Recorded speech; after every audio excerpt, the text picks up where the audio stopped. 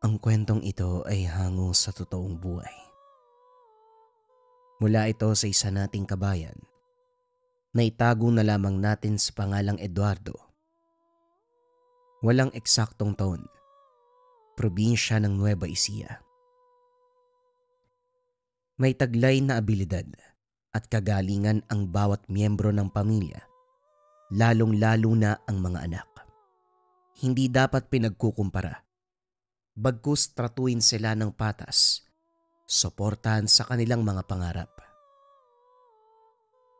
Nang mga panong ito, naninirahan si Eduardo sa isang bayan sa Nueva Ecija. Isang hamak na magsasaka ang kanyang ama na si Mang Tenorio at labandera naman ang inang si Aling Alicia. Magaling na albularyo ang Lolo Damian. Pinaniniwala ang may tinataglay itong kapangyarihan na nagmula sa pulang binhi ng saging. Palaisipan sa mga kakilala at mga naging kaibigan nito kung kanino na ipasa ang pulang binhi na tinataglay. Namatay naman ang panganay na kapatid ni Eduardo. Ang pangalan nito ay Fernando, noong atakin sila ng aswang sa gubat. Ibinuwis ni Fernando ang kanyang buhay para lamang mailigtas si Eduardo. Hindi ito matanggap ng kanilang ama. Kaya naman madalas inaalala nito si Fernando at paraging pinagkukumpara silang magkapatid. Naging dahilan yon para magbago ang pag-uugali ni Eduardo. Naging tamad, irresponsable, kaya nasisermonan siya ng ama. Naging sakit din ng ulo ng mga guro sa paaralan si Eduardo dahil sa maraming araw na lumiliban nito sa pagpasok sa klase. Nagagawa niyang maghanap buhay para makatulong sa kanyang pamilya.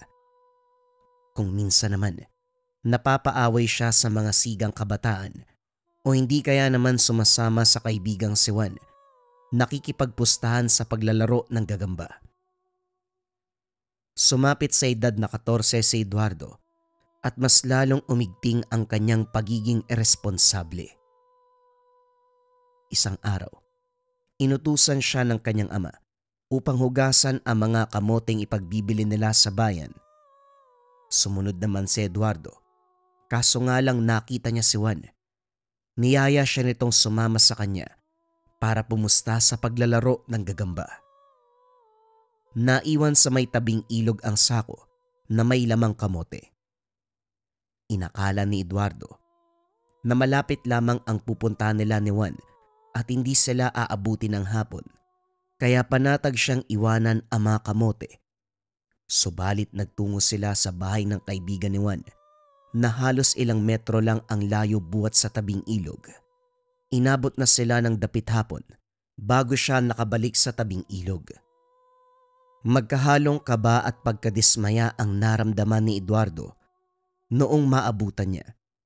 Nawala ang isang sako ng kamote sa may tabing ilog. Hinanap niya kung saan-saang sulok. Kaso nga lang walang natagpuan. Siguradong mapapagalitan siya ng kanyang ama kapag nalaman nito na nawala ang mga kamoteng ibebenta sa bayan. Umuwi siya sa kanilang bahay na bagsakang balikat. Sinalubong siya sa pintuan ni Mang Tenorio na magkasalubong ang kilay. Balak pa sana niyang bumati, kaso nga lang mainit ang ulo nito. Saan ka ba nanggaling? Bakit ngayon ka lang dumating? Nga pala, nasa ng isang sakong kamoteng pinapahugasan ko sa'yo. Kanina pa kitang tanghali inaantay dito sa bahay pero hindi ka kagad umuwi. Wika ni Mang Tenorio. Pasensya na po kayo, tay. Niyaya po ako ni Juan na makipaglaro sa bahay ni Joaquin eh. Naiwan ko po sa may tabing ilog ang isang sakong kamote. Binalikan ko po nung sumapit ang dapit hapon. Kaso wala na ako naabutang sako ng kamote. Anak ng tinapa. Ano bang ginawa mong damuho ka?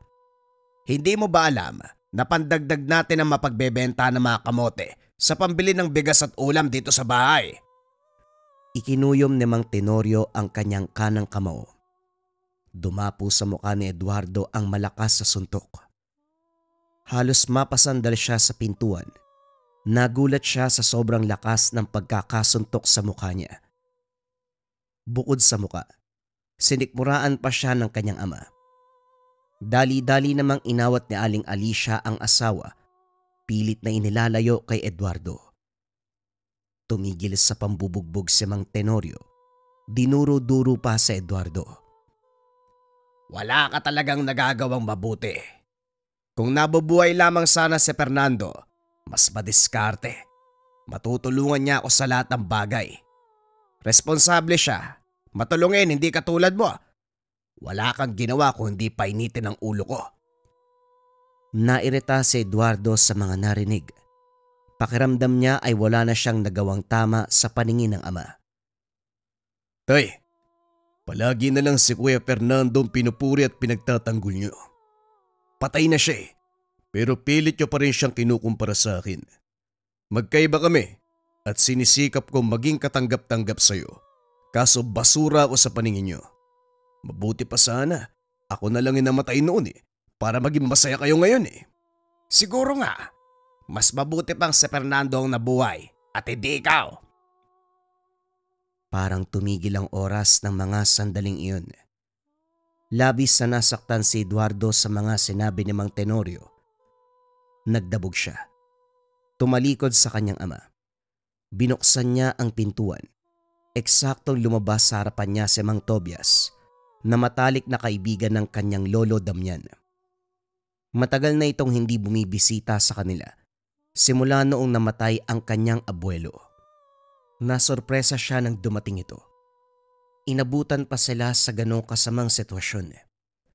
Lumabas pa rin ng pintuan si Eduardo. Hindi man lang siya bumati sa matanda. Naiirita siya sa ama.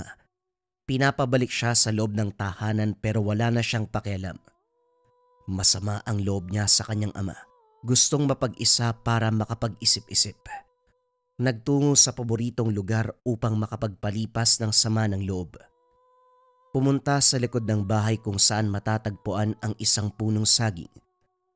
Naupo sa lupa sa tabi ng puno. Nagpalipas ng oras. Mabuti na lang nabubuhay ka pa. Ikaw na nga lang ang natitirang kakampi ko dito sa bahay. Wala namang ibang nakikita si Tatay Tenorio, kundi lahat ng mga kapalpakan ko. Napaluha na si Eduardo. Hindi mapigilang mapagulgol. Ginustong tamaan ng kidlat o hindi kaya naman kainin ng aswang para hindi na maranasan ang paulit-ulit na sermon ng ama. Sawang-sawa na sa pagkukumpara sa kanyang kuya Fernando. Hindi na malaya ni Eduardo na nakatulog na pala. Nakasandal ang ulo sa katawan ng puno ng saging. Sa hindi inaasahang pagkakataon, mula sa puno bumuka ang puso ng saging. Naglabas ng kulay pulang binhi. Bumagsak sa nakabukang bibig ni Eduardo. Nalunok ang pulang binhi. Nagulat siya na naging dahilan upang magdilat ng mga mata. Hinawakan niya ang liig at umubo ng makailang beses. Pakiramdam niya, may kung anong bagay ang humagod sa lalamunan. Binalak pang sumuka, subalit laway lamang ang lumalabas sa bibig. Hindi pa natatagalan biglang nagliwanag ang puno ng saging. Na tila merong mga alitap-tap na nagbibigay ng liwanag sa paligid ng puno. Maya-maya pa, merong tinig ng babae ang kumausap sa kanya. Napalingon siya sa likuran. Nagimbal nang makita ang isang nangingislap na nilalang. Merong mahabang buhok. Malakristal ang mga mata. Hugis dahon ang mga tenga. Ngumiti ang nilalang kay Eduardo. Batid ko ang paghihirap ng kalooban mo. Nararamdaman ko. Wala kang kakayahang lumaban sa mga masasamang uri ng nilalang. Pero ramdam ko, dalisay ang puso mo. Katapangan, kaya naman ipagkakaloob ko sa iyo ang pulang binhi na makapagbibigay ng pambihirang lakas ng pangangatawan at kalooban. Nasugpuin ang kampo ng kadiliman katulad ng iyong abuelo. Nagulantang si Eduardo. Sumagi sa isipan ang kwento ng abuelo noong batang paslit pa lamang. Ayon dito, may makapangyarihang diwata na nangangalaga at nagpoprotekta sa pulang binhi ng saging. Mga taong may dalisay na puso, malinis na konsensya lamang ang binabantayan. Hindi sukat akalain ni Eduardo na siya ang mapipili ng diwata. Pero bakit po ako ang napili nyo na magtangan nito? Iresponsable ako at tamad. Wala rin akong alam sa pakikipaglaban sa mga kampo ng kadiliman. Ngumiti ang diwata sa kanya. Sa paglipas ng panahon, matututunan mo ang mga dapat matutunan. May mga taong tutulong sa iyo. Pakinggan at pakiramdaman ang pulang binhi. Gamitin ito sa kabutihan. Matapos magsalita ng diwata, unti-unti naglaho na parang bula. Kasabay na nawala ang liwanag mula sa puno ng saging. Hindi na nagawang magpasalamat ni Eduardo. Kinapa at dinaman niya ang kanyang lalamunan kung saan matatagpuan ang nalunok na pulang binhi. Lumapit si Mang Tobias. Nasaksihan niya ang lahat ng mga nangyari. Naabutan niyang kinausap ng diwata si Eduardo. Ganun na lamang ang kagalakan niya habang lumalapit kay Eduardo. Hangang-hanga siya sa biyayang natamo nito sa diwata. Eduardo, maswerte ka at ikaw ang napiling magmay-ari sa pulang binhi. Sa pagkakaalam ko, meron ding tanga na pulang binhi si Damian. Pinagkalooban din siya ng diwata. Kaya naman bukod sa pagiging albularyo, may kakayahan siyang lumaban sa mga aswang. Nabanggit niya pa sa akin bago siya bawian ng buhay na hindi niya ipinasa sa iyong ama ang pulang binhi dahil wala itong interes sa pakikipagsagupaan sa mga masamang nilalang. Ayaw nito ng magulong buhay at madamay ang kanyang pamilya. Kaya naman nung maging malapit si Fernando kay Damian, naturuan niya ito ng panggagamot. Kasama dito ang pakikipagkumbate sa mga aswang. Naisip niya na dito ay pamana ang pulang binhi. Napakunot ang noon ni Eduardo na parang naguguluhan sa mga narinig. Kung ganun po, si Kuya Fernando ang napasahan ni Lolo Damian ng pulang binhi. Pero namatay po ang kapatid ko eh. Sana po napunta ang pulang binhi. Posible po bang kasama nagbangkay ng kapatid ko ang pulang binhi? Umiling si Mang Tobias. Sa palagay ko ay hindi. Maaring inilabas ni Fernando sa katawan niya ang pulang binhi bago siya bawian ng buhay at posibleng kinuha yun ng diwata para sa susunod na pagpapasahan niya. At ikaw yun, Eduardo. Magsasalita pa sana si Eduardo. Kaso nga lang, nakarinig sila ng sumisigaw na batang lalaki. Sigaw na humingi ng saklolo at tila ba nasa bingit ng kapamakan. Sumagi sa alaala niya ang nakaraan. Katulad niya ang mga pagsigaw. Pagsusumamo ng naturang batang lalaki noong hinahabol siya ng aswang sa gubat. Doon siya iniligtas ng kanyang Kuya Fernando. Humanda si Mang Tobias. Hinawakan niya ang kaluban. Naisip ni Eduardo na sumama sa matanda upang makatulong na mailigtas ang batang lalaki. Pumasok ka na sa loob ng bahay niyo at matulog. Lubang mapanganib kung sasama ka sa akin. Kahit taglay mo ang pulang binhi, wala ka pang karanasan sa pakikipaglaban sa mga aswang. Kumontra si Eduardo sa utos ni Mang Tobias. Hindi ko po kayo hahayaan mag-isa. Delikado kung magsosolo kayo makipaglaban. Malaking responsibilidad na po ang nakaamba sa balikat ko simula nang tanggapin ko ang pulang binhi. Hindi na po ako bata. Nasasalamin ko sa tinig ng batang lalaki nangyari sa akin noong iniligtas ako ni Kuya Fernando sa gubat. Hindi ko hahayaang mapatay siya ng mga aswang. Wala nang nagawa si Mang Tobias. Nakita niya na may nakasugbit na kaluban sa bewang ni Eduardo. Kahit papano ay meron itong sandata sa pakikipaglaban. Lumakad sila palabas ng bakuran ng bahay tumitingin sa paligid. Subalit walang batang lalaki matatagpuan sa labas sa mga bahay. Nagpatuloy sila sa paglalakad hanggang sa makarating sa masukal na kakawyan. Doon nila muling narinig ang malakas sa sigaw ng batang lalaki. Nagmadali sila sa paglalakad hanggang sa namataan ang batang lalaki sa mapunong bahagi ng kasukalan, bitbit ng isang nilalang kasama ang 3 pang aswang. Nangingintab, nanlilimahid ang mga katawan nito. Lumapit sina Eduardo at Mang Tobias na naging dahilan upang mapansin sila ng mga aswang. Nanlisik ang mga pulang mga mata nito.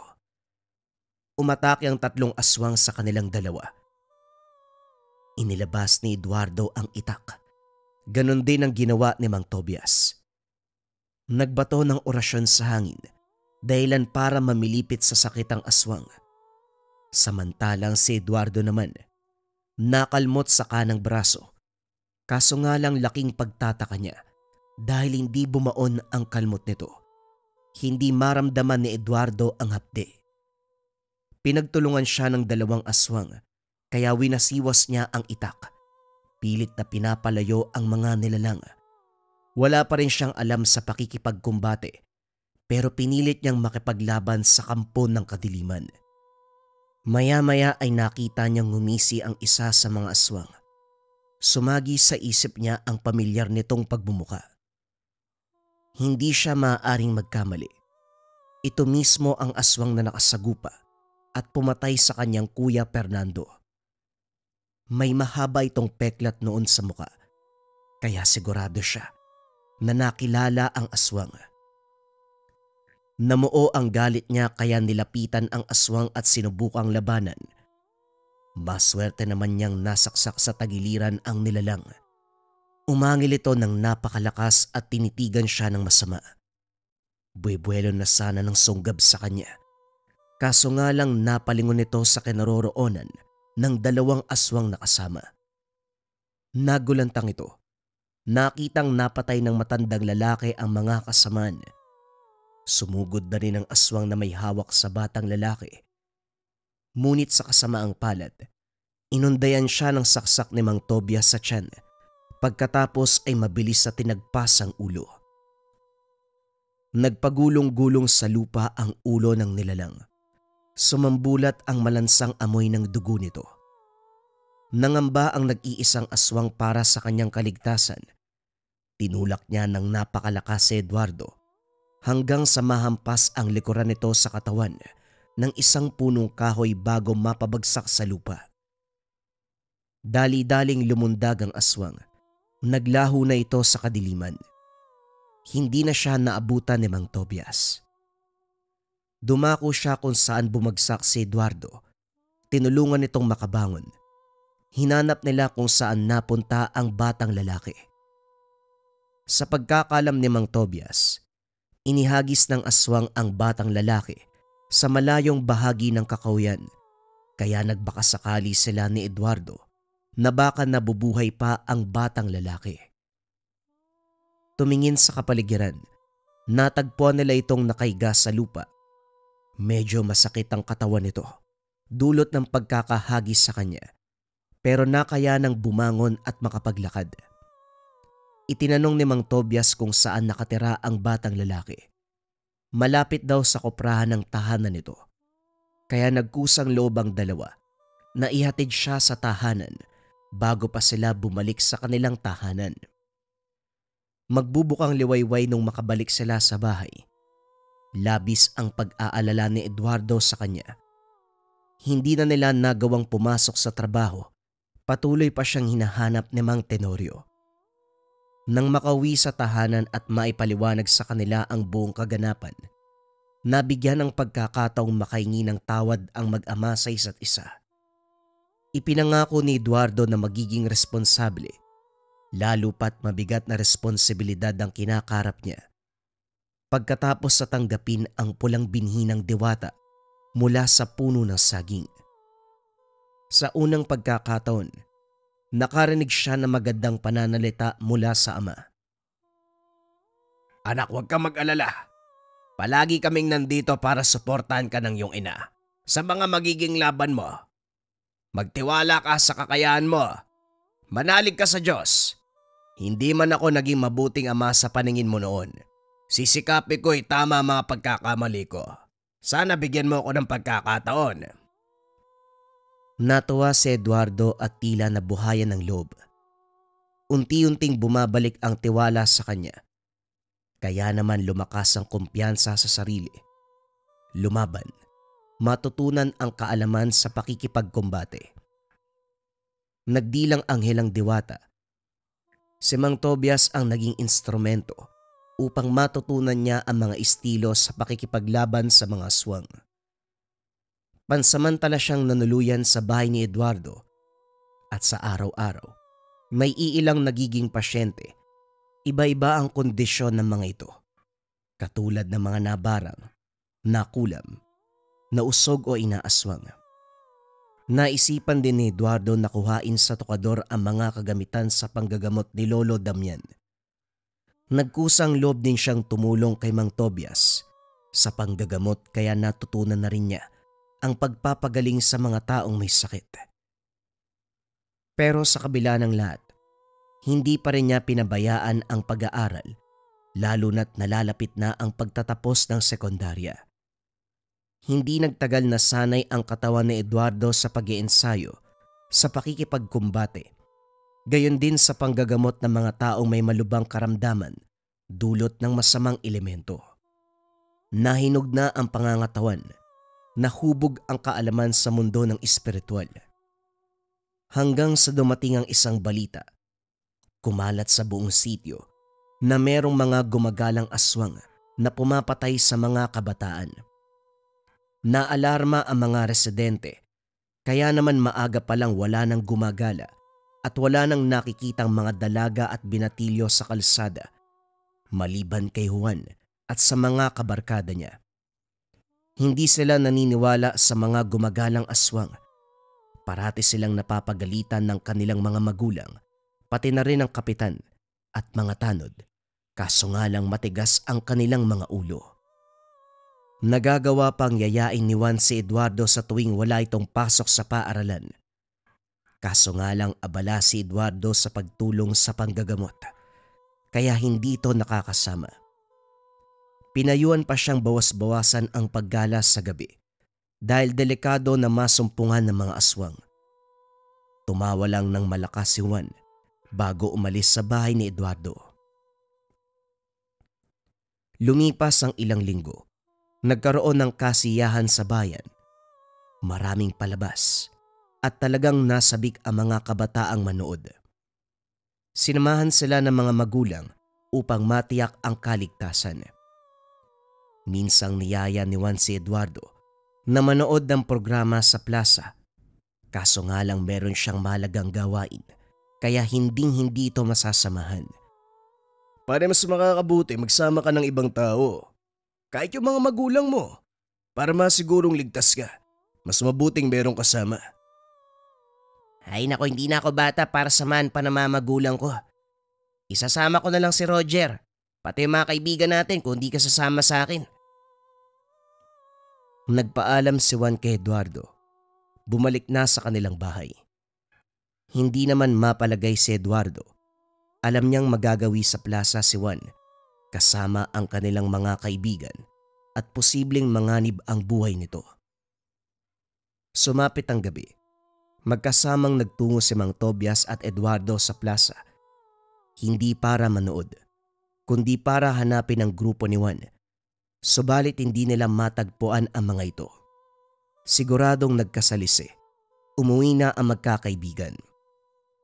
Medyo lumalalim na din ang gabi. Kaya nagpasya silang dalawa na umuwi na sa kanilang bahay. May kalayuan ang terminal. Kailangan pang dumaan sa malawak na talayban bago makarating. Naglakad sila patungo roon. Nakita nilang tumatakbo ang grupo ni Juan. Hinahabol ng 6 na nilalang. Pinangungunahan ng aswang na pumatay sa kanyang kapatid na si Fernando.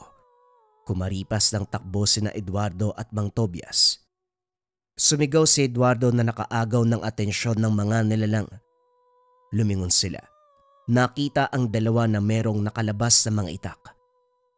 Sa pagkakataong ito, nakaramdam ng kakaibang init sa katawan si Eduardo. Sa palagay niya ay lalong lumalakas ang kapangyarihan. Tumalas ang paningin sa dilim. Ganon din ang pang-amoy at pandinig. Makikita din sa kanya ang kulay pula na aura. Ilang sandali pa nakarinig siya ng pamilyar na boses. Kalmahan mo ang iyong puso't isipan. Magaling manlinlang ang mga aswang. Kagad nasipa ni Eduardo ang aswang sa harapan. Samantalang ang isa pa, dumako sa kanyang likuran. Inilapit ang mga matutulis at mahabang kuko sa kanyang leeg. Pero mabilis niyang hinataw ang itak pababa sa tagiliran ng aswang. Binaon niya ang saksak bago binunot ang itak. Sumambulat ang dugo ng aswang. Umatras at bumagsak sa lupa. Inundayan ng ilang ulit pa na saksak bago ito tuluyang nalagutan ng hininga. Bumangon siya. Subalit merong sumakal sa kanya. Pilit niyang inalis ang pagkakahawak ng aswang sa leeg. Kagaya ng sinabi ng diwata, pilit niyang pinakalma ang sarili. Ibinuhos ang lahat ng lakas sa kanyang kamay hanggang sa mabalian niya ng daliri ang aswang. Umangil ito ng napakalakas sa natamong sakit. Tumalikod si Eduardo. Sinuntok niya sa dibdib ang aswang. Napatras ito pero lalong nanlisik ang mga mata. Umatake ang aswang. Naging mabilis ang aksyon ni Eduardo. Buong tapang niyang ginilitan sa leeg ang aswang hanggang sa bumulagta ito sa lupa na nag-aagaw buhay. Makalipas ang ilang sandali ay namatay ito. Naging alerto si Eduardo dahil merong sumuntok sa kanyang tagiliran. Simbilis ng hangin ng pag-atake kaya gumamit siya ng matalas na pakiramdam. Sinundan ng direksyon ng hangin at doon winasiwas ang itak. Maya-maya pa meron siyang narinig na sumisigaw. Napakasakit sa tenga. Nakakapunit na tinig ng isang aswang. Tumingin siya sa kaliwat kanang bahagi hanggang sa nakita na lamang niyang may gumagapang na aswang sa lupa. Hindi siya nagkamali sa pakiramdam. Ito ang aswang na pumaslang sa kapatid. Ilang beses niya itong sinaksak sa iba't ibang bahagi ng katawan. Hanggang sa tuluyan itong namatay. Naliligo sa sariling dugo. Dilat na dilat ang mga mata na nakatitig sa kanya. Matapos ng kaganapan, napatay nila ang lahat ng nilalang. Umuwi ng matiwasay si Mang Tobias at Eduardo. Simula ng gabing yun, nakilala ang dalawa na manunugis at tagapaslang ng mga aswang. Nabawasan ang paglaganap ng mga ito sa kanilang lugar.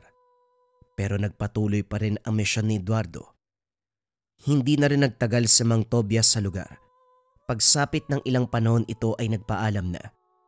Ipinaubaya kay Eduardo ang kakayahan ng pagiging manggagamot upang matulungang mapagaling ang mga residente.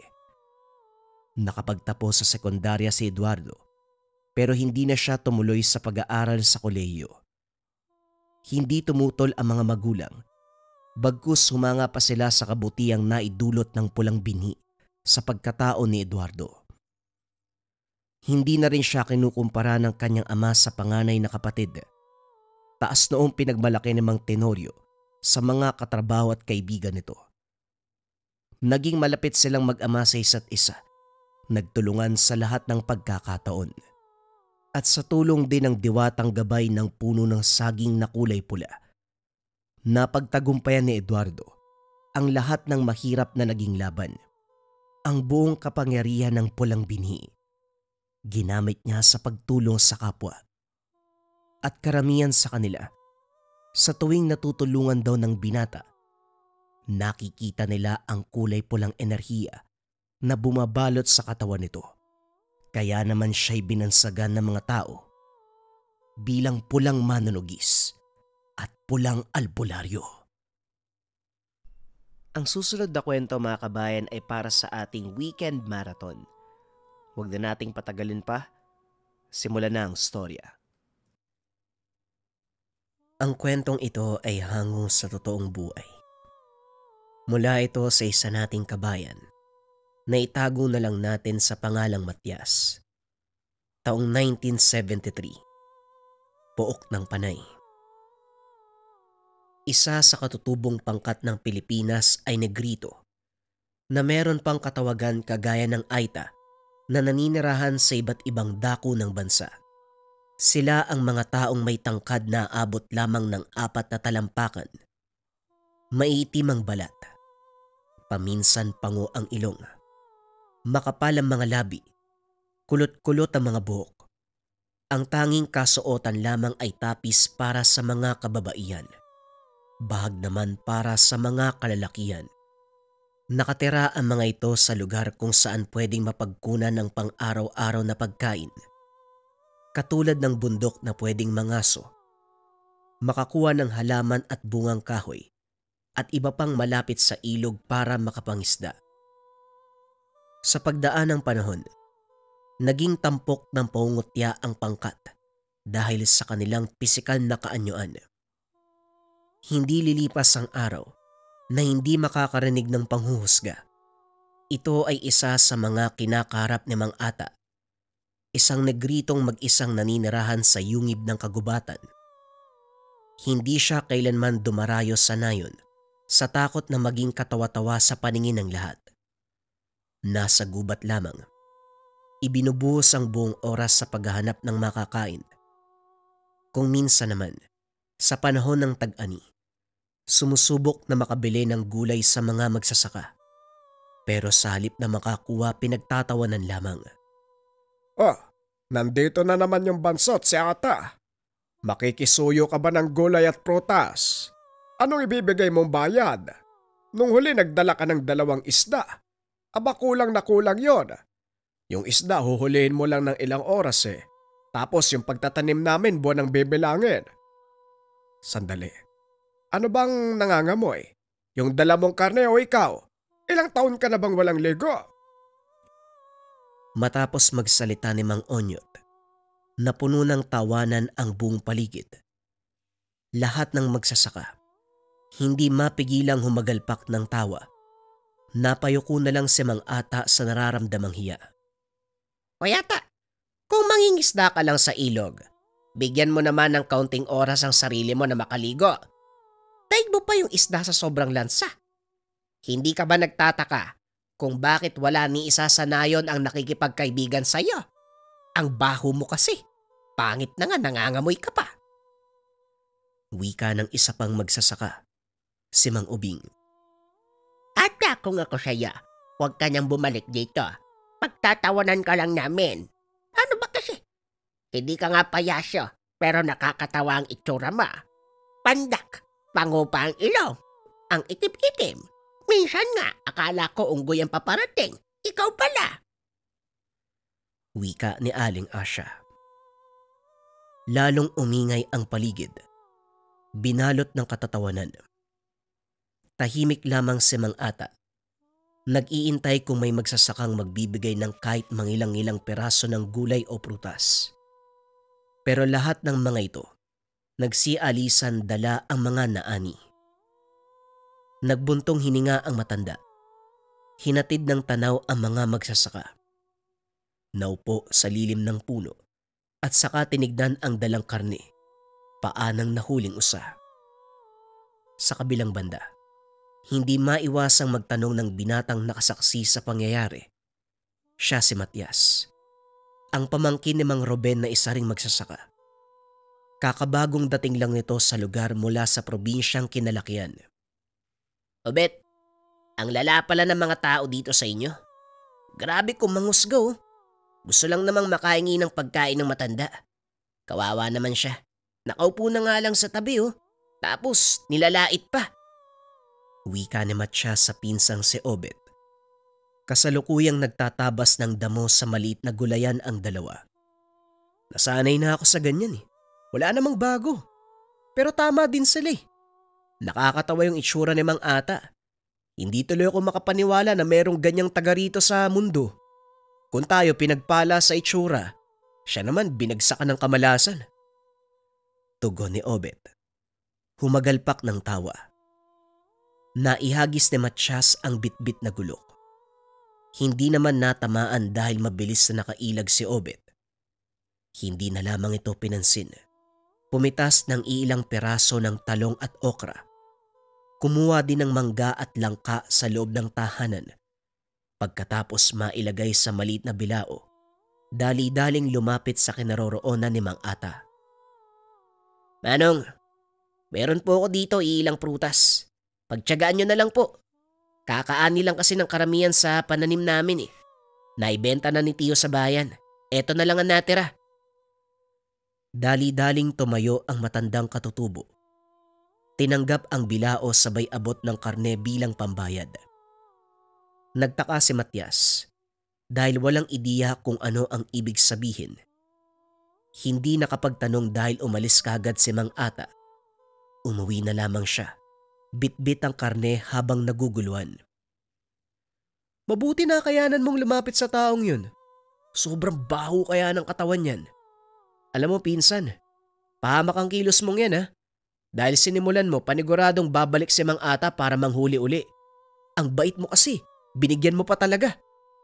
Dito binigyan niya ako ng karne. Dito ako nagtataka. Para saan naman to? Bakit kailangan niya magbigay ng ganito? Sang hayop ba to nagmula? Yan ba? Karne ng usayan. Ganyan talaga si Mang Ata.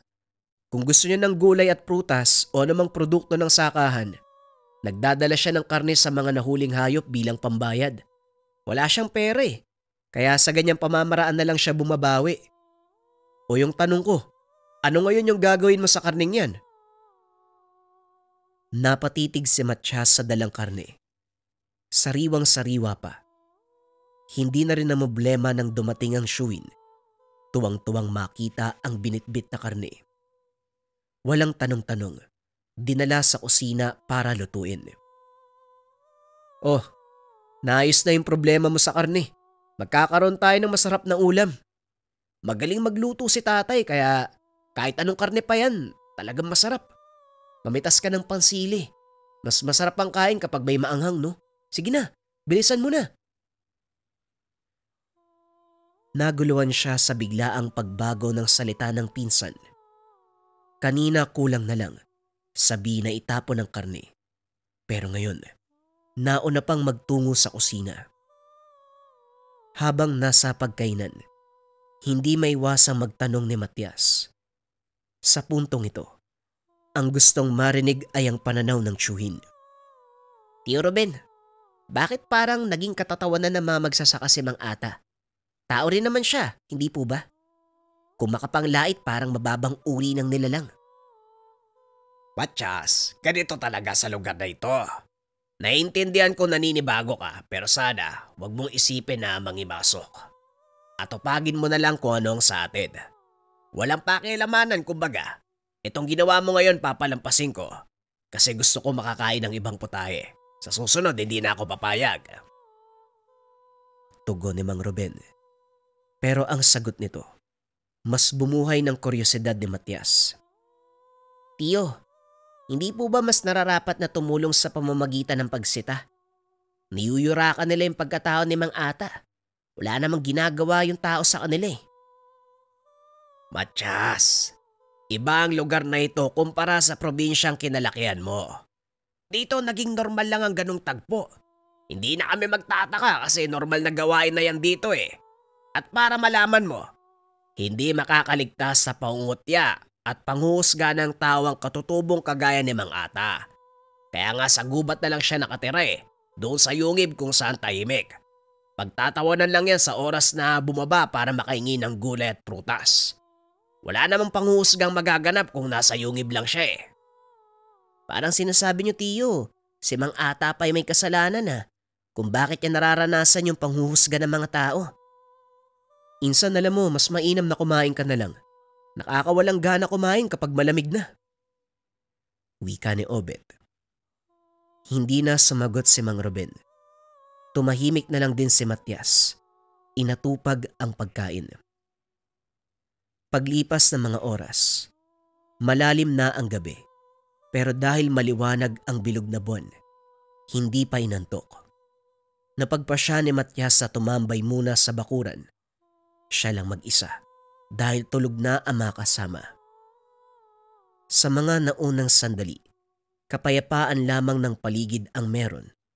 Pero sa mga sumunod na minuto, napansin niya ang pag-alingasaw ng matinding amoy.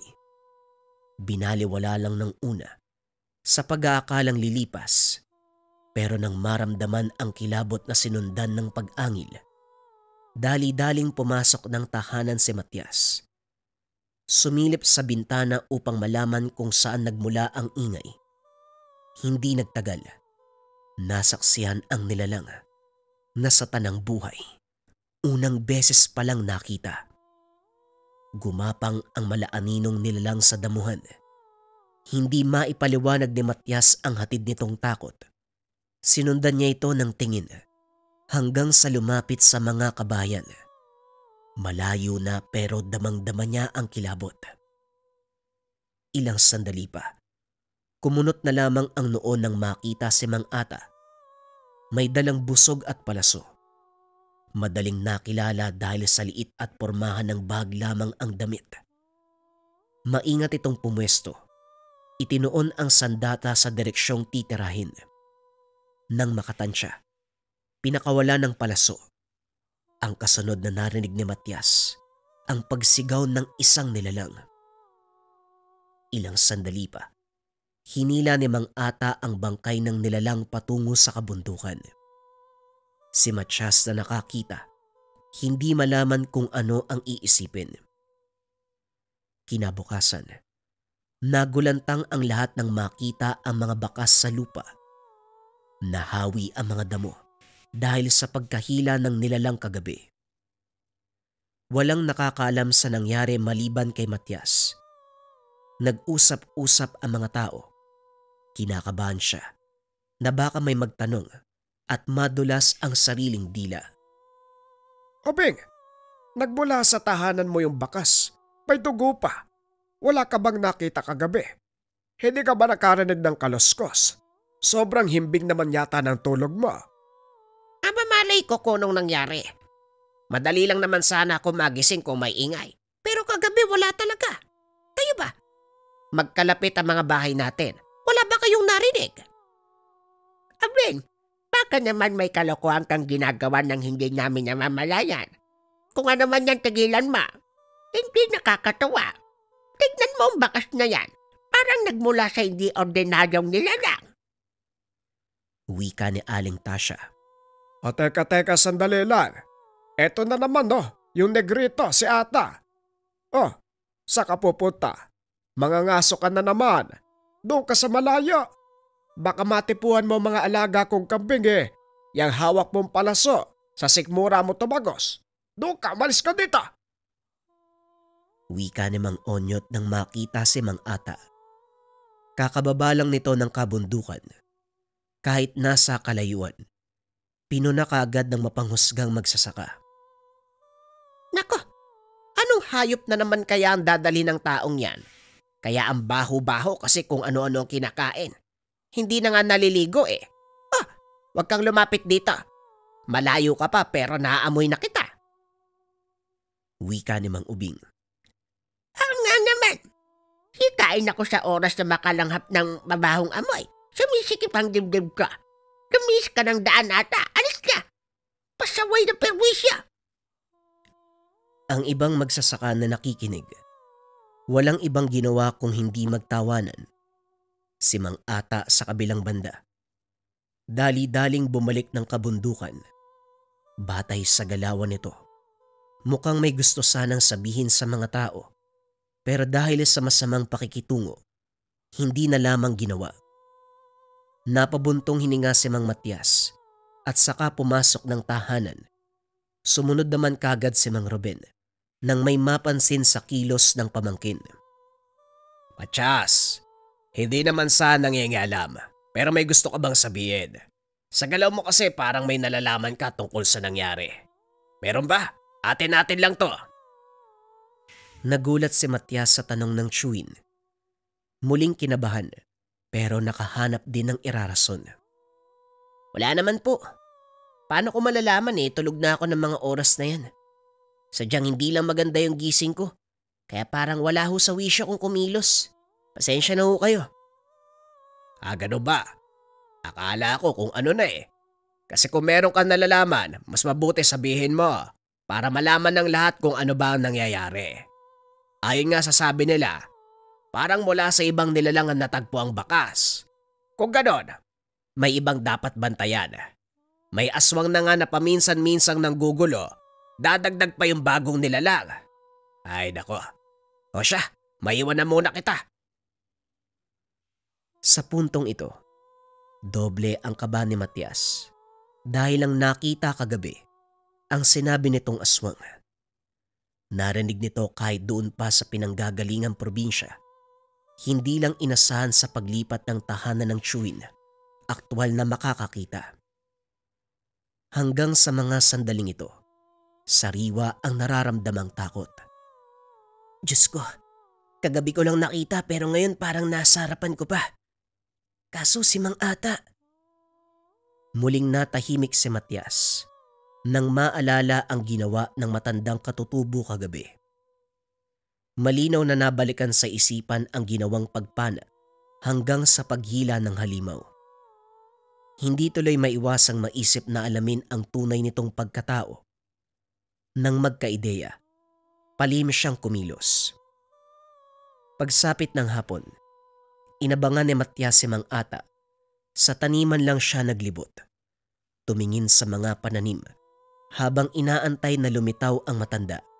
Ngunit sumapit na ang dilim. Hindi ito nagparamdam. Narinig pa mula sa usapan ng magsasaka. Binugbog ni Mang Onyok dahil biniktima daw ang alagang kambing. Inakala kasing ligaw kaya tinira gamit ang palaso. Nahuli ito sa akto. Walang pagdadalawang isip na sinaktan. Oh, wag mo sabihin na pupuntahan mo si Mang Ata. Nako insan, ibang usapan na yan ha. Parang napapalapit yung lobo sa matandang yun ha. Oy Matias, kung may gusto kang pagtuunan ng pansin, ibang tao na lang, wag si Mang Ata. Bigla na lang lumitaw yan dito sa lugar eh. Walang nakakaalam kung saan galing. Siya rin yung pinaghihinalaang gumawa ng kalokohan dito. Hindi lang sa pagnanakaw ng bungang kahoy o pagdali sa mga hayop. Nasangkot na ang pangalan niya sa patayang nagaganap ilang taon na nakalipas. Wala mang matibay na ebidensya pero may nakapagsabi. Ito rin yung dahilan eh. Kaya hindi kailanman pinakitunguan ng maganda ng mga taga rito yan.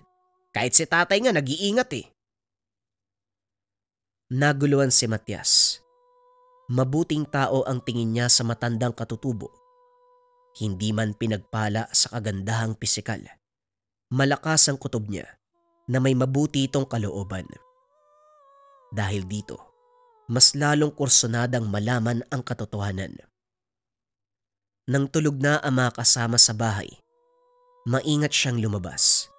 Sinigurong walang ibang makakakita sa binabalak na pag-alis. Walang lingon-lingon. Tinungo ang kagubatan. Hinanap ang yungib kung saan nakatira si Mang Ata. Bago niya matunton, isang pag-angil ang narinig. Hindi na nakakilos sa kinakatayuan nang mapagtantong ingay ito ng aswang. Sunod na napansin ang paglipad ng mga palaso kung saan-saan tumatama. Kamuntikan pa siyang madali kung hindi napansin. Walang ibang naisip kung hindi ang matandang katutubo dahil ito lang ang gumagamit ng ganong klase ng sandata. Nagtago si Matias. Ilang sandali pa nasaksihan ang habulang naganap sa pagitan ng isang halimaw pati na rin ni Mang Ata. Dumadaing ang nilalang. May tumagos na palaso sa katawan. Mahina na ito. Humandusay pagdating sa unahan. Minabuti ni Mang Matias na manahimik habang pinapanood ang buong kaganapan. Lumod sa harapan ng nakabulagtang aswang ang matanda. May sinabing mga kataga na hindi maintindihan. Umabot ng ilang sandali ang ginawa. Pagkatapos ay pasimpleng hinila ang bangkay. Dali-dali namang sumunod si Matias. Nakarating sa isang yungib. Doon huminto si Mang Ata. Tumingin pa ito sa paligid bago nagpatuloy sa gagawin. Inalis nito ang nakatambak na mga sanga at dahon sa lupa kung saan may nakatagong hukay. Inhulog doon ang katawan ng aswang. Naglabas ng maliit na bote.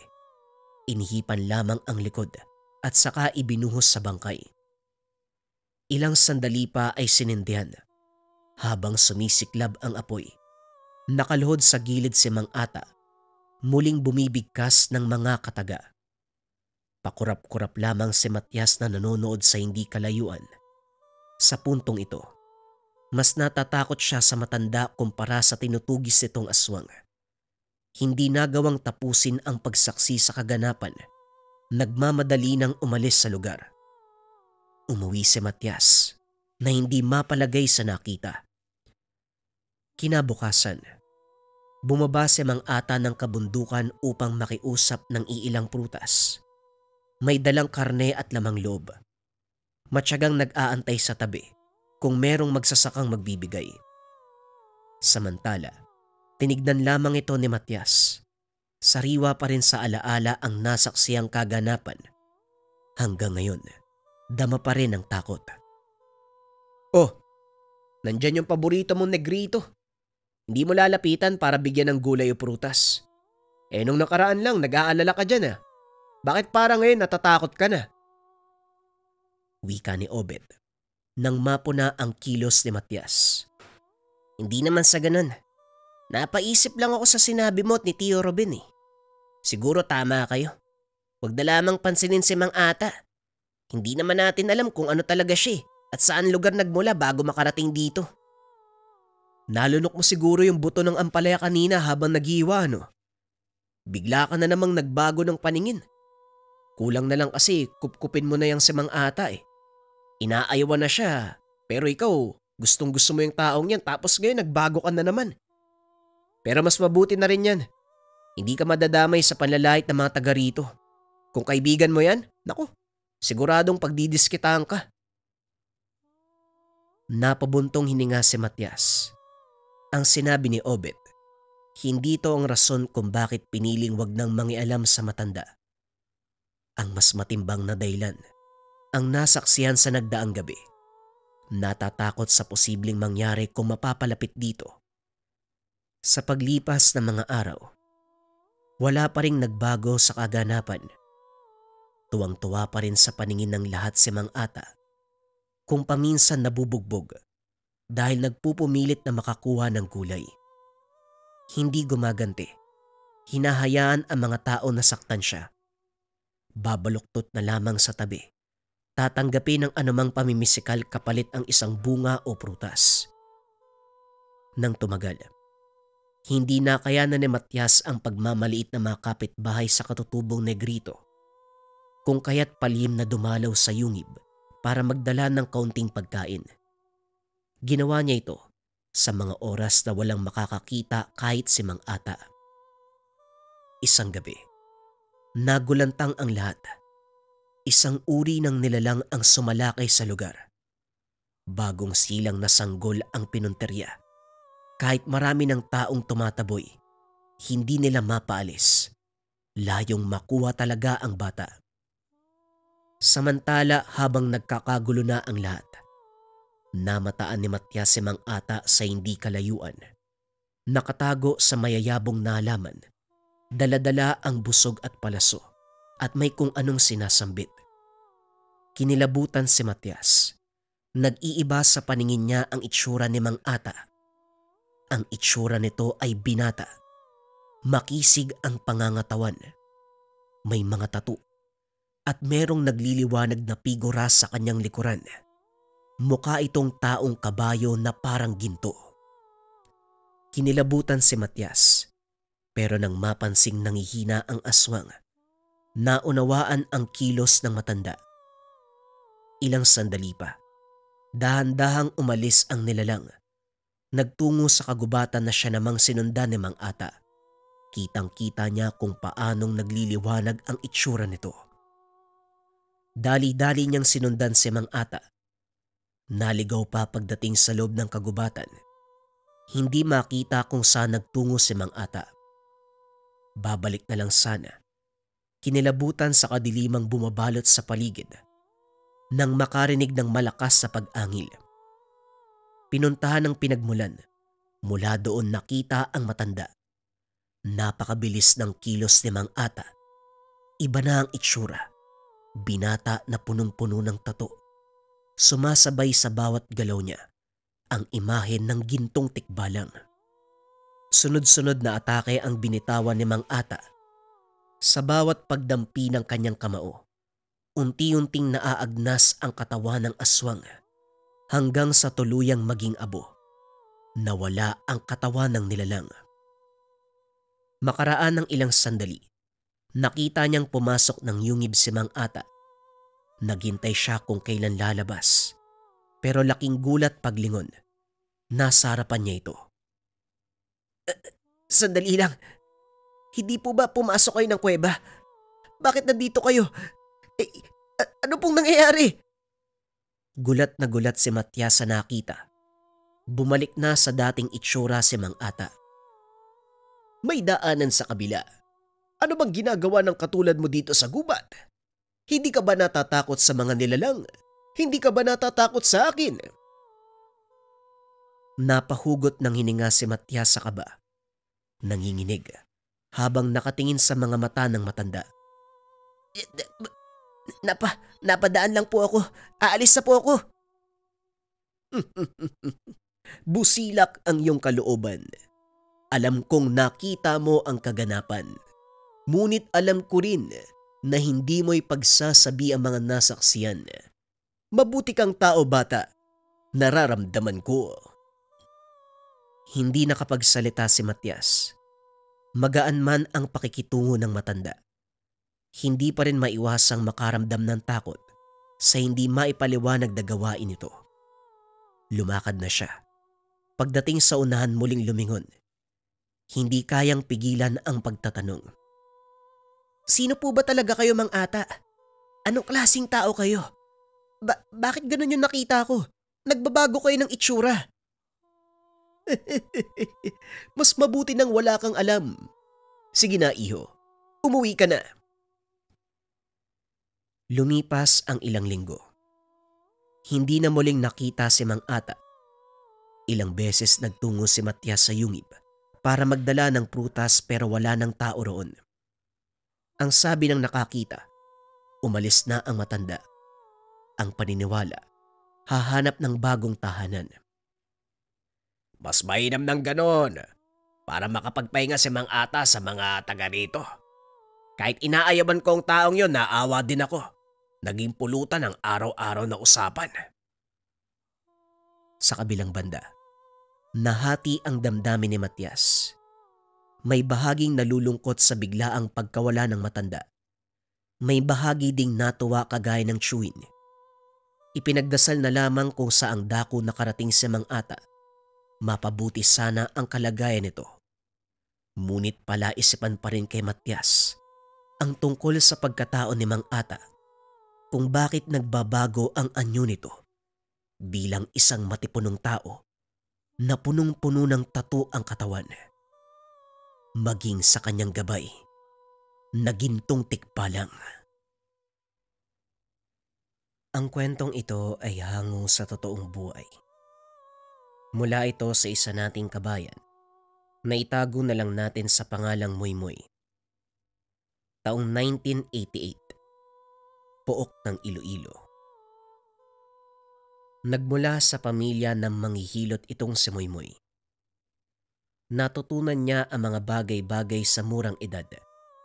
Subalit hindi sinubukang humarap sa mga pasyente. Sa madaling salita, inaral ito pero hindi pinangatawanan ang pagiging manghihilot sa kadahilanang natatakot na makabali ng buto. Nung isang araw, isa sa pasyente nila ang nabalian ng binti.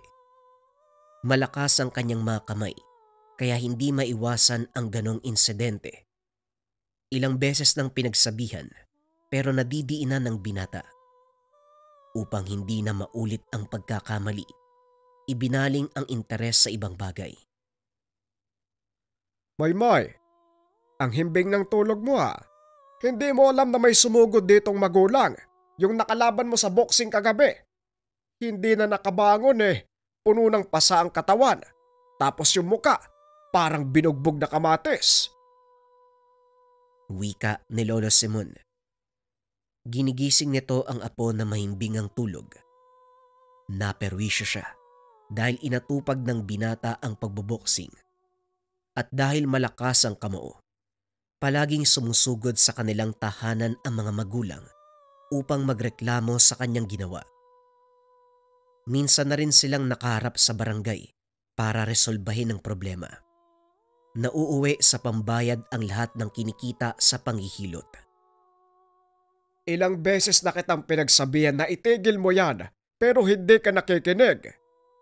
Hindi na mabilang sa daliri yung binalian mo eh. Bugbog sarado pa ang iba. Yung iba halos critical na yung kondisyon. Itong batag to, sa susunod siguro, ibibenta ko na lang yung sarili ko para may pambayad sa napipinsala mong tao.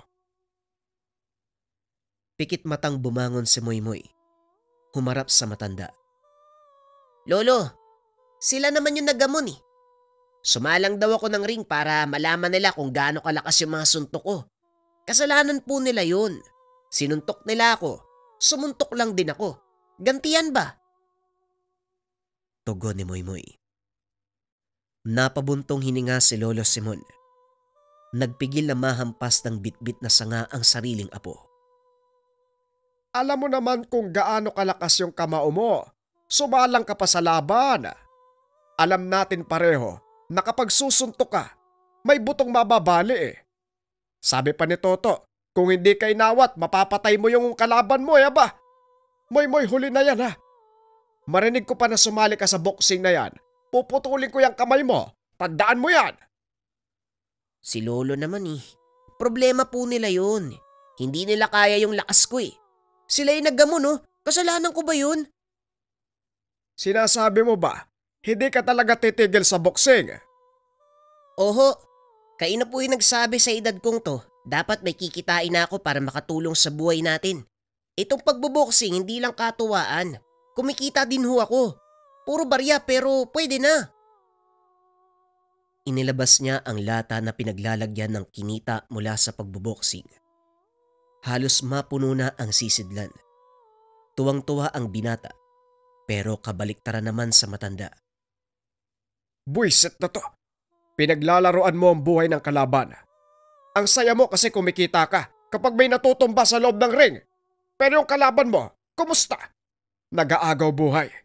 Halika, doon sa labas. Lumod ka ng 1 oras. Napakamot na lang ng ulo si Moymoy. Sumunod din naman ito. Nagtungo sa labas at lumuhod. Sa kabilang banda, hindi maiwasan ni Lolo Simon na mapaisip ng ibang paraan upang maibaling ng apo ang atensyon sa ibang bagay. Kinakailangang iwanan ni Moymoy ang pagboboksing bago pa may taong mapatay. Nang makaisip ng paraan, tinawag niya ang apo. Akala ko ba 1 oras akong lulod? Wala pa nga yatang 5 minuto eh. Tatadyaan kita eh. Umayos ka ga. Hindi na pwedeng sasalang ka sa boxing. Baka mamaya pulis na yung pumunta rito eh. May napatay kang tao. Tigas ng ulo mo. May papagawa ako. Siguradong matutuwa ka. Mas maligaya yan kaysa makipagsuntukan ka sa ibang tao. Nabuhay ang kuryosidad ni Moymoy nang marinig ang sinabi ng matanda. Sinundan niya ito sa kwarto. May kinuha mula sa lumang kaban. 1 kwintas na hugis pangil ang palawit na batong itim. Si Lolo Simon mismo ang nagkabit nito sa kanyang leeg. Kunot noo siyang napatingin. Siguro naman alam mo na ang tungkol sa pambibiktima ng aswang sa iba't ibang panig ng bayan. At dahil matapang ka, malakas din ang kamao mo, sigurado kong matatalo mo ang kalaban. Moymoy, sa puntong ito, hindi na ordinaryong tao ang makakapalitan mo ng suntok. Aswang na. Mga halimaw na nanggugulo sa lugar. Naiintindihan mo ba? Blankong napatitig si Moymoy sa matanda. Hindi malaman kung ano ang isasagot o magiging reaksyon. Marinig lang ang salitang aswang. Kinikilabutan na siya. 1 beses siyang nakaengkwentro nung dumayo sa ibang bayan upang lumaban sa boxing kasama ang kaibigang si Toto. Nakasalubong nila ang nilalang sa daan. Halos mahimatay sa sobrang takot. Kung hindi lang sumunod kagad ang grupo ng mga tambay na nanonood ng boxing, malalagot sila sa mga sandaling iyon. Umalis ang aswang nang malamang maraming nakasunod. Huwag mo sabihing naduduwag ka. Ang tikas ng tindig mo, ang lakas ng kamao, tapos matatahimik ka kapag nakarinig ng aswang. Hoy, dapat hindi lang sa loob ng ring matapang, hanggang sa totoong buhay din. Gamitin mo yung lakas mo sa ipapagawa ko.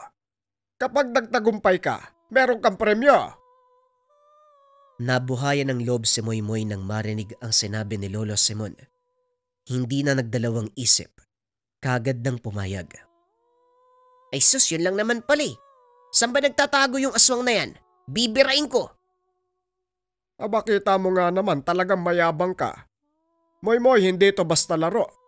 Seryosong bagay ito kaya umayos ka. Mamayang gabi, unahin mong puntahan ang Barotac Nuevo. Ikaw na ang bahalang maghanap kung saang parte ng lugar matatagpuan ng aswang. Isang babae, maganda kapag nasaan yung tao. Pero wag kang magpapadala sa ganda. Makamandag yon. Grabe naman lolo. Hindi naman ako mahilig sa babae para maakit kagad. Ay, tigil-tigilan mo ko. Parang hindi mo hinabol yung anak ni Kapitan dati. Unang kita pa lang nagustuhan kagad. Tumigil ka lang kasi nalaman mo may kapansanan eh. Eh nako, basta, yan ang una mong lakad mamayang gabi. Magpahinga ka at maganda. Mahirap yan. Etong kwintas Lolo Simon, para saan naman to? Kaninong ngipin ba to? Ang itim, di ba to nagsisipilyo? Ikaw, lokong bata to, hampasin kita ng tungkod eh. Hindi yan ngipin. Lokong bata to. Pangil ng kidlat ang tawag dyan. Ginagamit ang mga tingero at manunugis para puksain ang aswang. Isa sa pinakamalakas at mabisang panlaban sa kampo ng kadiliman. Tutulungan ka niyan sa bawat laban mo. Umayos ka lang para magkamabutihan kayo. Isang maling gamit, pwede kang talikuran ng mutya. Naging seryoso si Moymoy. Alam niyang hindi nagbibiro ang lolo sa ganitong usapin. Hindi lang basta manghihilot si Lolo Simon. Tumutugis din ang aswang. Marami nang napuksang nilalang. Ang pangil ng kidlat ang ginagamit nito. Ngayon lang niya nalaman ang tungkol dito dahil hindi ganon kainteresado noon. Inakalang normal na kwintas lamang. Pagsapit ng hapon, bago dumilim lumakad na si Moymoy. Pinuntahan ng nasabing barangay. Pagkarating, hindi malaman kung kanino magtatanong. Maraming mga tambay sa labas ng tindahan, kaso lang nagdadalawang isip na lumapit. Namukaan ng isa. Nakalaban niya sa boxing ilang buwan na ang nakalipas. Wala namang naging problema habang nagpapalitan ng kamao sa loob ng ring. Nagkaaberya lang pagkalabas dahil nangialam ang ama. Hindi siya nagpatalo kaya nakatikim sa kanya. Ilang linggong nanatili sa ospital dahil sa lala ng lagay. Teka Mari, hindi ba siya yung taga-Bingawan? Yung nakalaban mo sa boxing? Yung halos pumatay sa tatay mo? Ang lakas ng loob. Pumarito pa talaga sa baluarte natin. Hoy, nag-aamon ka ba? Wika ng tambay. Lalagpasan lang sana ni Moymoy ang kinalalagyan ng mga ito. Kaso nga lang nakahanda na ang mga tambay. Anumang oras ay susugod na sa kanya. Sandali lang kayo naman. Parang hindi magkakilala. Ilang beses na tayo nagpang-abot sa nagaganap na boxing sa iba't ibang lugar. Magkakaibigan na tayo, di ba? Kumusta pala mga pre? Ang laki ng katawan nyo eh. Sa pagkakaalala ko dati, parang walis tingting yung katawan nyo. Ang payat nyo kaya noon. Imbis na mauto ang mga kausap, lalong nagalit ang mga ito sa sinabi niya. Kuya Sungot, wag mo kaming angasan sa baluarte namin ha. Baka gusto mong umuwi ng walang ngipin. Malas mo ngayon dahil marami kami. Nag-iisa ka lang. Kung hindi man ako nanalo sa'yo sa loob ng ring, baka dito matatalo na kita. Wika ng tambay. Ilang beses niya itong natalo sa boxing. Mga tropa, kalmahan nyo lang. Hindi kayo ang pinunta ko dito kaya pwede ba manahimik na kayo? Ang sakit nyo sa tenga eh. Parang mga latang walang laman. Puro ingay. Wala namang ibubuga. Talagang bastos yung bunganga mo, no? Tara mga pre, upakan na natin to! Sumugod ang mga tambay, pero hindi umubra kay Moymoy ang kanilang atake. Ilang sandali lang ang lumipas. Lahat sila ay dumadaing. Gumagapang na lamang sa lupa. Oh, baka kasalanan ko pang nagkaganyan kayo ha. Kitang-kita ni Manang tendera. Kayo ang nauna, hindi po ba? Bahala kayo dyan. Wika ni Moymoy. Dali-daling umalis sa lugar. Ang tenderang nakasaksi ay napailing na lamang. Matapos ang ilang sandaling paglalakad, nakarating na si Moymoy sa malawak na palayan. Napapakamot na lamang ng ulo dahil hindi na alam kung saan pa tutungo. Nang makahanap ng pwesto sa tabi, naupo at sinamantala ang pagkakataong makapaghapunan. Mabuti na lang naisipan kong magbaon. Kakain muna ako bago mambiktima ng mga aswang. Sana lang talaga hindi sobrang pangit ng makakalaban ko para hindi nakakatakot. Pero teka, meron bang ganong aswang? Yung hindi pangit? Parang wala yata. Ay nako, bahala na nga. Habang tahimik na kumakain sa gilid, napansin niya ang kakaibang enerhiya ng kwintas. Hindi ito binigyan ng atensyon sa pag-aakalang dalalang ng malakas na hangin, pero napapitlag na lamang nang maramdaman ang malakuryenteng taglay. Sa gulat ay ilang sandaling natigilan. Grabe naman. Hindi sinabi ni Lolo na ganito pala yung mutsyang to. Gulat tuloy ako. Ayos. Saktong-sakto yung suntok ko dito. Tama lang talaga sa akin na inutos ni Lolo Simon ang gawain ito. Lagot sa akin tong aswang. Ang tanong lang, saang lupalop ko ba yun mahanap? Di na bale. Kung tutulungan ako ng mutya, madali lang ang trabaho. Makalipas ang ilang sandali, muling naglakad si Moymoy. Binabagtas ang kahabaan ng daan kahit walang eksaktong patutunguan. Sa dulo ng palayan may naaninag siyang kabahayan. Tahimik na ang paligid, pero may anino na nakaagaw ng atensyon. Nasa mismong bubong. Nang maramdaman ang senyales ng tangan, walang pagdadalawang isip na dumampot ng bato, sabay tira sa nilalang. Tinamaan sa ulo. Lumingon ang halimaw. Dali-daling bumaba at saka nagtungo sa kakahuyan. Mabilis ang mga akbang na kaagad sinundan ng binata. Nalingat pa kung minsan dahil bigla na lamang nawawala. Basta na lang ding sumusulpot sa iba't ibang direksyon. Gayunpaman, hindi tinigilan hanggang sa mukhaan ng nakarap. Hindi maiwasan ni Moymoy na mandiri sa itsura ng aswang. Lalo pat walang humpay sa pagtulo ang malagkit nitong laway. Idagdag pa ang matinding amoy. Sa tao ang hubog ng katawan, pero masyadong maitim. Mahaba ang kuko sa mga kamay at paa. Nanlilisik ang mga mata. Matutulis ang mga pangil. Pumapakawala rin ang may hinang halinghing.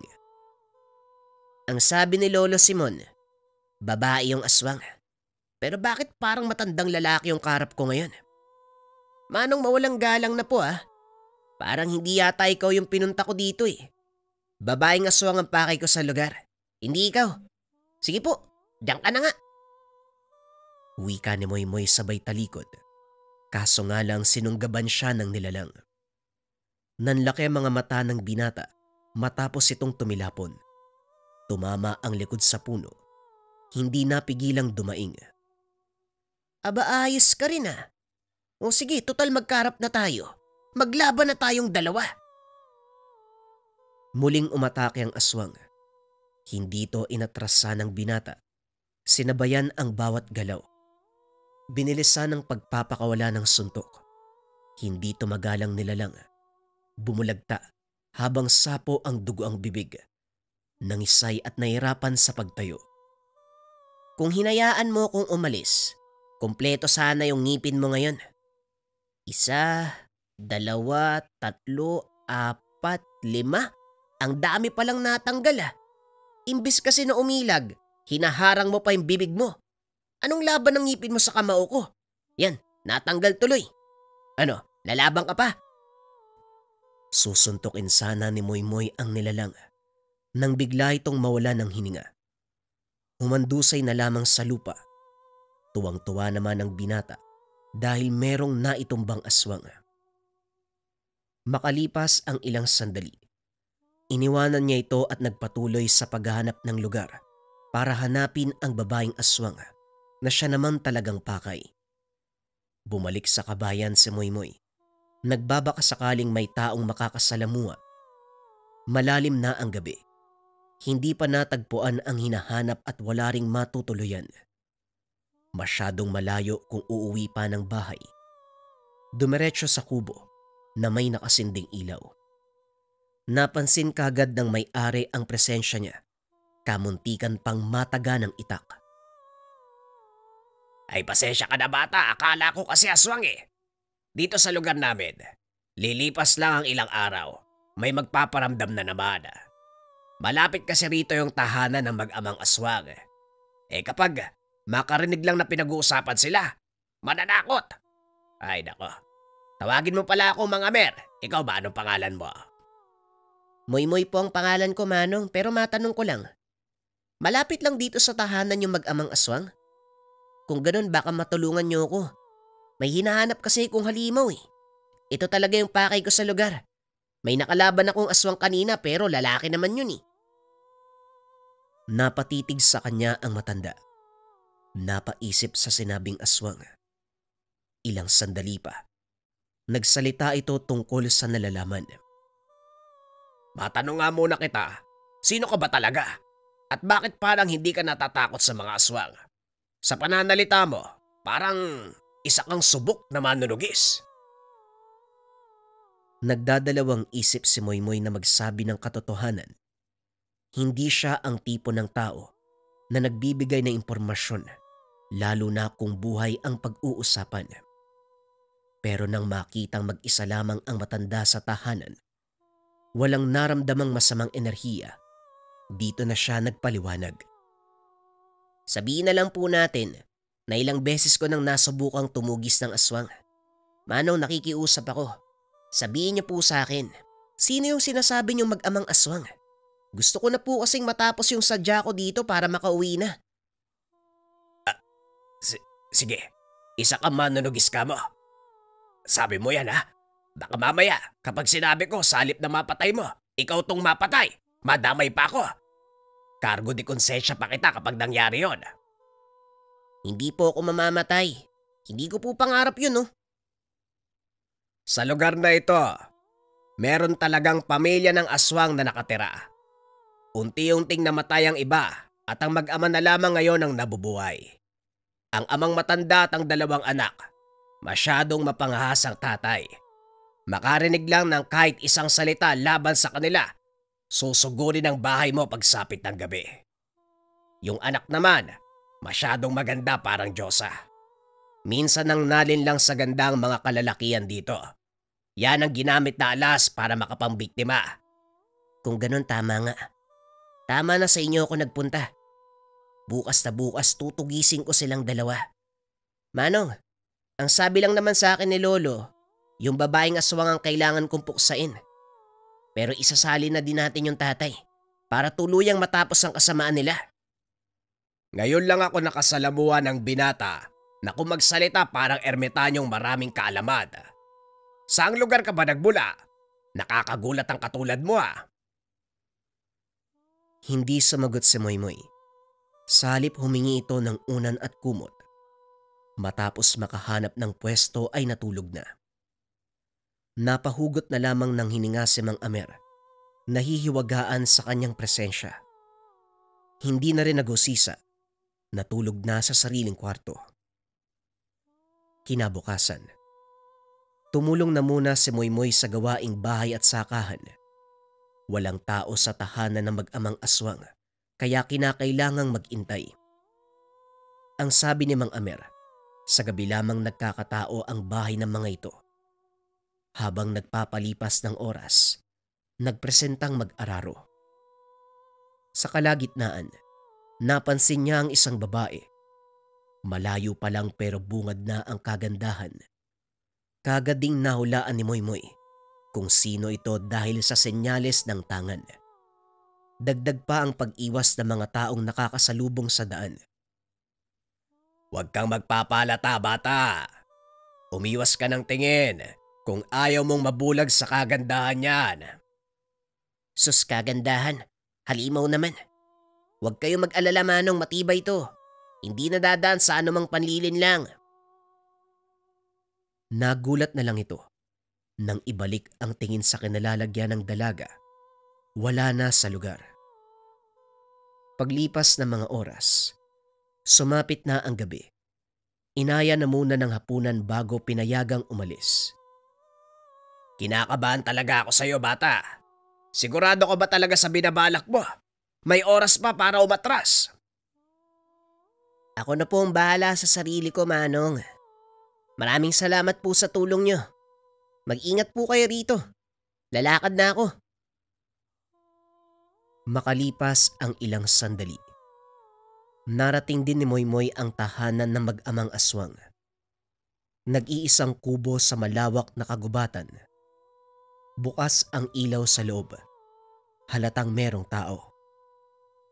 Lumapit siya ng kaunti at may narinig na pag-uusap. Hindi nagtagal biglang natigil at ang kasunod na namalayan ang paglitaw ng isang babae. Nakangiti ito kay Moymoy. Marahang inayos ang paghawi ng buhok. Maya-maya pa, dahan-dahang humakbang. Pero bago tuluyang makalapit ay kanyang pinigilan. Wag ako. Hindi mo ako madadaan sa anumang panguto. Walang ya. Ginagamit pa ang kagandahang panlabas para makapang-akit ang mga taong bibiktimahin. Buti buhay ka pa hanggang sa ngayon. Wag mo akong igaya sa ibang manunugis. Balita ko may kasama ka, tatay mo, di ba? Nasaan siya? Makikita ang gulat ng babae. Ilang sandali pa bumukas ang bintana ng kubo. Dumungaw ang isang matanda. Nanghihina na ito. Halatang may iniindang sugat. Sino tong baliw na nagtatanong tungkol sa akin? Wala pang naglakas ng loob na Ikaw, paano mo natunto ng bahay ko? Wika nito. Nagtaka si Moymoy. Anong ako? Kung makaturo ka para magkakilala tayo ah. Sandali. Ikaw yung aswang na nakalaban ko kagabi ah. Amoy pa lang oh. Alam na alam ko na. Wika ni Moymoy. Nang makilala ang presensya at taglay na samyo ng matanda. Anak, siguraduhin mong mapapatay ang lalaking yan. Siyang sinabi kong lumapastangan sa akin. Patayin mo! Utos ng matanda sa dalagang anak. Ang kapal naman ito. Ako pa talaga yung lumapastangan sa'yo. Hoy matandang halimaw. Kung tutusin pinagbigyan pa kita. Pero ikaw ang nagpupumilit. Kaya humantong ka sa sitwasyon mo ngayon. Tignan mo nga yung mukhang meron ka. Parang binugbog na kamatis. Anak, ano pang inaantay mo? Patayin mo na yan! Hoy babae, binabalaan kita. Hindi ordinaryo ang kamao ko. Kaya humanda ka. Hindi nakinig ang babae. Kagad nag-anyong aswang at sumugod. Hindi na nagpaligoy-ligoy pa si Moymoy. Sinalubong ang atake ng nilalang. Mabilis ang kilos niya. Sa bawat pagdampi ng suntok, kasabay nito ang daloy ng kuryente. Bumulwak ang dugo mula sa bibig. Dinig pa ang tunog ng pagkabali ng mga buto sa bawat pagtama ng kamao. Hindi nagtagal. Bumagsak na lamang ito at nangisay ang katawan. Ano ba yan? Ang dali namang natumba. Hindi tuloy ako pinagpawisan. Hoy tanda, lumabas ka nga. Nakulangan ako sa laban natin nung nakaraan eh. Tapos ngayon dito naman sa anak mo. Halika mag-toast tayo. Ibigay mo ang lahat na makakaya mo para maging maganda ang laban. Dalian mo! Paikay-kang lumabas ang matanda. Gumamit pa ng tungkod para suportahan ng pagtayo. galit na galit, habang tinitignan ang nakahandusay na anak. Sino ka ba? Matagal na panahon na kaming naninirahan. Ngayon pa lang kami natunto ng kagaya mong manunugis. Naaalala ko ang puwersa mong taglay. Isang uri ng pangkalikasang bato na may kakayahang magdala ng bultahe. Ang dami mong sinasabi. Lalaban ka ba o hindi? Hindi naman pwedeng ang anak mo lang ang mapapatay ko. Dapat ikaw rin. Sandali, di ba wala ka ng buhay kagabi? Paano ka nakauwi? Wika ni Moymoy. Naguguluhan pa rin ang binata nang mapagtanto ang kaganapan. Bago iwanan ang aswang na nakalaban, sigurado siya na wala na itong hininga. Pero narito sa kanyang harapan ngayon, buhay na buhay. Humagalpak ng tawa ang matanda sa naging reaksyon ni Moymoy. Ngayon alam ko na. Baguhan ka. Malaman ang salita mo pero kulang sa kaalaman. Hindi kami basta-basta namamatay. Hindi ka rin nag-iisip ano? Salamat sa impormasyon. Ngayon manahimik ka. Kitang-kita ang pagkislap ng bultahe sa kanyang kamay. Buong puwersang sumugod sa matanda. Maging ang katawan ng babaeng aswang ay nadamay. Tuluyang natusta hanggang sa naging abo. Dumiretso na si Moymoy sa tahanan. Pagdating ay sinalubong ni Lolo Simon. Ang sabi ko, pumunta ka sa Bonotac Nuevo para manugis ng aswang. Hindi manggulpe ng mga tambay. Etong batang to, 3 nanay ang sumugod dito para hanapin ka. Naubos na yung boses ko kakapakiusap.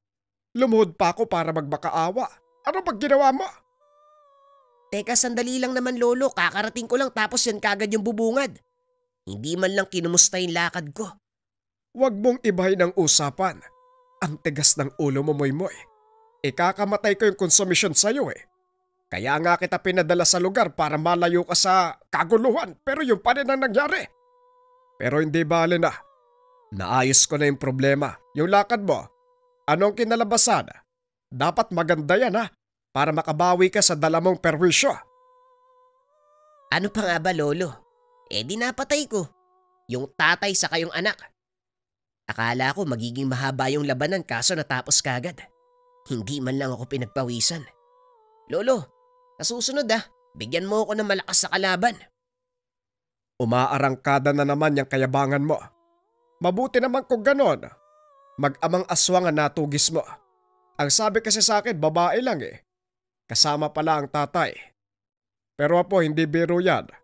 Marahil nakatsamba ka lang ng mahinang aswang. Huwag ka pa rin magpapakampante. Dahil sa mga susunod mong laban, siguradong malakas na uri ng aswang ang makakasagupa mo. Sige na, magpahinga ka na. Mahaba ang nilakad mo. Kailangan mong makabawi ng lakas. Magmula sa araw na ito, ikaw na magtatangan ng mutya. Napabuntong hininga si Moymoy. Nahati ang atensyon. Natuwa dahil nagampanan ng maayos ang binigay na misyon.